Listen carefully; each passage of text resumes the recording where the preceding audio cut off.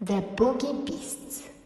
There was once a woman who was very, very cheerful, though she had a little to make her so, for she was old and poor and lonely. She lived in a little bit of cottage and earned a scant living by running errands for her neighbors, getting a bite here, a sub there, as a reward for her services. So she made shift to get on, and always looked as spry and cheery as if she had not a want in the world. Now, one summer evening, as she was trotting, full of smiles as ever, along the high road to her hovel, what should she see but a big black pot lying in the ditch? "Goodness me!" she cried.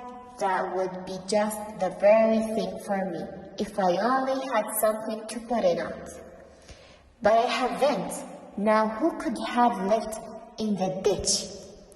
And she looked about her, expecting the owner would not be far off, but she could see nobody. "Maybe there is a hole in it," she went on, "and that's why it has been cast away.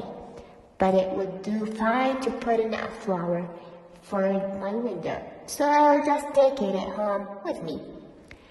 And with that she lifted the lid and looked inside.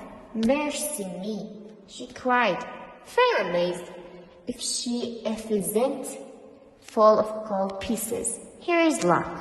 And so it was brimful of great gold coins. Well, at first she simply stood stock still, wondering if she was standing on her head or her heels. Then she began saying, "Looks, but I do feel rich. I feel awful rich." After she had said this many times, she began to wonder how she was to get her treasure home. It was too heavy for her to carry, and she could see no better way than to tie the end of her shawl to it and drag it behind her like a go-kart. "It will soon be dark," she said to herself as she trotted along. "So much the better. The neighbors will not see what I'm bringing home, and I shall have all the night to myself and be able to think what I'll do. Mayhap I'll buy a grand house and just sit by the fire with a cup of tea and do not work at all like a queen. Or maybe I'll bury it at the garden foot and just keep a bit in the old china teapot on the chimney piece. Or maybe goody, I feel that grand to know myself." By this time, she was a bit tired of dragging such a heavy weight, and stopping the rest a while, turned to look at her treasures. And lo, it wasn't a pot of gold at all. It was nothing but a lump of silver. She stared at it and dropped her eyes and started at it again. "Well, I never," she said at last, "and me thinking it was a pot of gold? I must have been dreaming. But this is luck. Silver is far less trouble, easier to mine, and not too easy stolen. Them golden pieces would have been the death of me, and with this great lump of silver." So she went off, again planning what she would do, and feeling as rich, until becoming a bit tired again she stopped rest and gave a look around to see if her treasure was safe, and she saw nothing but a great lump of iron. "Well, I never," says she again, "and I'm mistaking it for silver. I must have been dreaming, but this is the luck.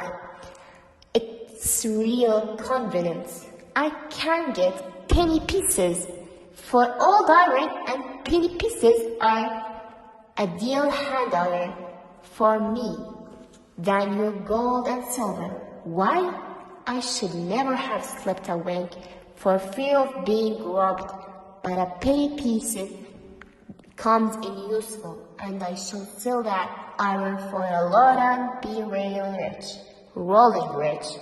So on, she trotted full of plans as to how she would spend her penny pieces, till once more she stopped to rest and looked round to see her treasure was safe, and this time she saw nothing but a big stone.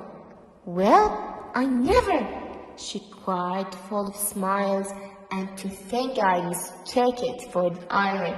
I must have been dreaming, but here's luck indeed." And me were wanting a stone treadle bad to stick it open the gate. Me. But it's a change for the better. That's a fine thing to have a good luck. So, all in a hurry to see how the stone would keep the gate open, she trotted off down the hill till she came to her own cottage.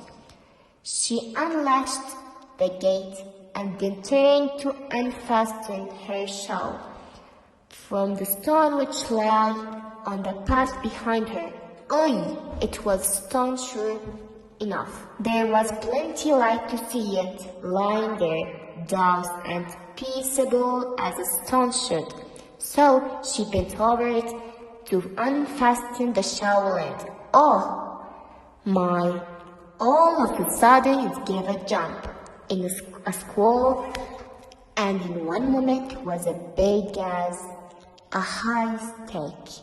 Then it laid down four great lanky legs and threw out two long ears, nor shed a great long tail, and romped off, kicking and squealing and whining and laughing like a naughty, mischievous boy.